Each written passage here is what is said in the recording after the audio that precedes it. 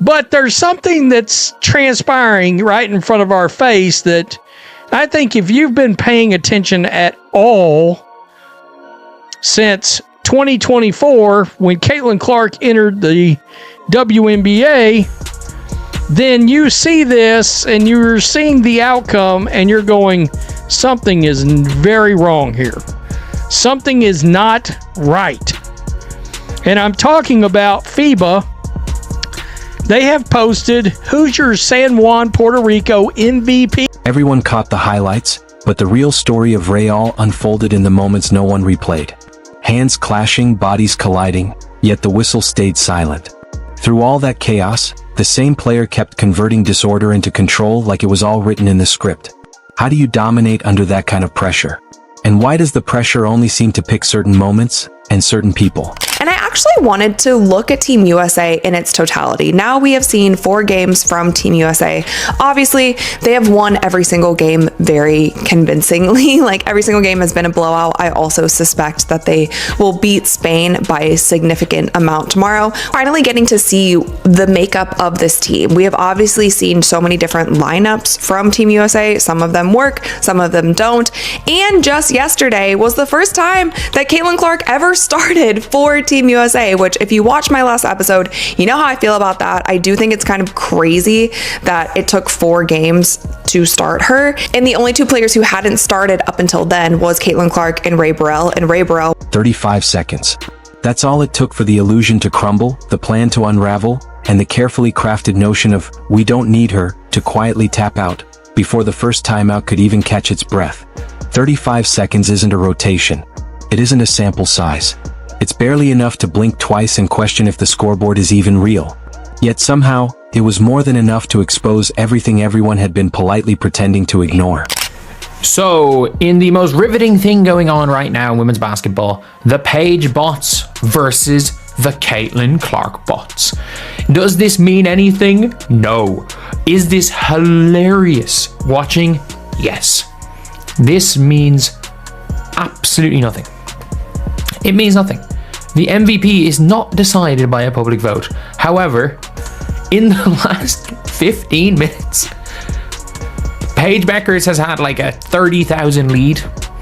Then obviously somebody bought a bunch of votes. Here's the part nobody says out loud without glancing over their shoulder.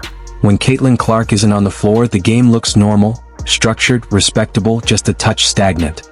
The moment she steps in, all that civility evaporates. The game stops being polite.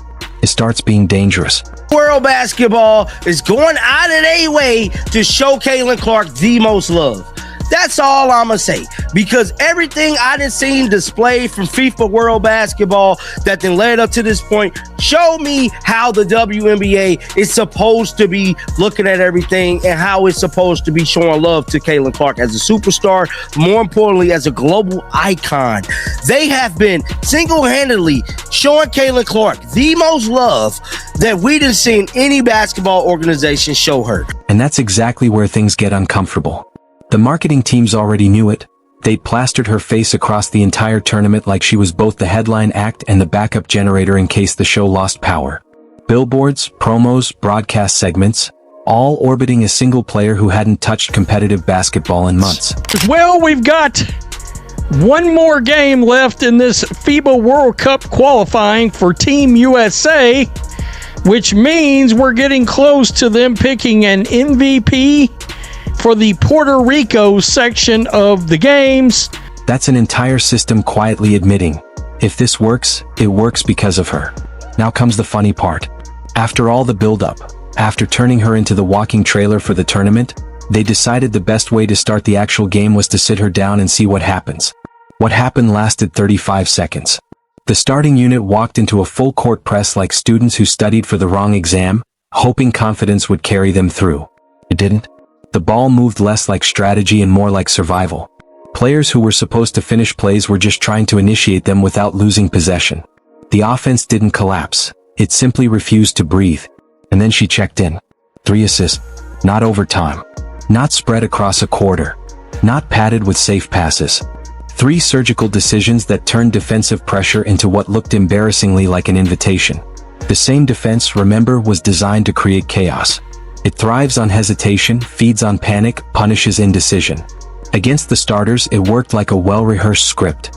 Against Clark, it forgot its lines halfway through the performance. This team. But anyway, Caitlin Clark made her first start for Team USA against New Zealand, and the starting lineup was Kelsey Plum, Dearica Hamby, Chelsea Gray, Caitlin Clark, and Monique Billings. Now, it's so interesting if you look at the lineup here, because so many people on social media were joking, like, why are you starting Caitlin Clark at power forward? Like, when will this experiment end? And in this lineup, she wasn't playing point guard, which I, again, would love the experiment to end, where they play Caitlin Clark in a position that she's not meant to play, but whatever. They beat this team by nearly 60 points. I will note that Chelsea Gray continues to start for Team USA. She has started in every single game. And this is where the conversation about agenda starts creeping in, because it's never just about what happens on the floor. It's about what gets called, what gets ignored, and what somehow keeps happening without consequences. While all of this unfolds, another game is quietly being played inside the game. The one where contact suddenly becomes invisible depending on who's holding the ball. It's almost impressive how selective it feels. You start noticing patterns. A bump here that isn't called. A reach there that magically becomes great defense. A drive ending with more contact than a group chat argument. Yet the whistle stays on a quiet vacation, and it keeps happening to the same player at the exact moments when momentum is already tilting. Coincidence is a comforting word, but it loses its charm fast when it shows up this consistently. Here's the fascinating part. Despite all of it, the pressure, the missed calls, the physicality politely rebranded as letting them play, she doesn't just survive. She turns it into production so absurd it starts to feel fictional. That isn't efficiency. That is control on a level that makes defensive schemes question their life choices. High assist numbers usually come with risk because you're forcing the game to move faster than it wants to. Mistakes are supposed to follow. Except here, the mistakes forgot to show up. Caitlin with the steal and score. Now this was nice. This actually showed off Caitlin Clark's speed. She beat the defender, got hit in the head, no flagrant call, it is what it is. But read the passing lane well, jumped it, whoop, let me swoop in there. Coast to coast. A solid defensive play from Caitlin, and she turned on the jets, showing you she's fast. She's sneaky fast, but she's fast. Venom over here, I think the experiment Kara was talking about was how many different lineups can we use to disrupt Caitlin's flow. Stephanie White is in her ear going, you can't let her run the show, otherwise we're never going to be able to tell her what to do. And while the refs are busy practicing selective vision, she's busy rewriting record books like she found a shortcut no one else was allowed to use. Most assists in a national team debut, not just for one category, not one era, but across the entire history of the program. Then it stretches further.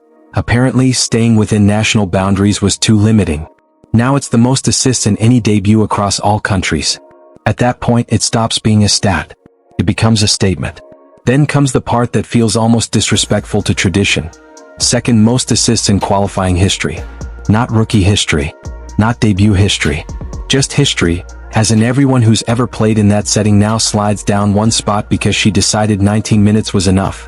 And she didn't even start. That detail refuses to stay quiet. It keeps popping back into the conversation like an uninvited guest who happens to be right about everything.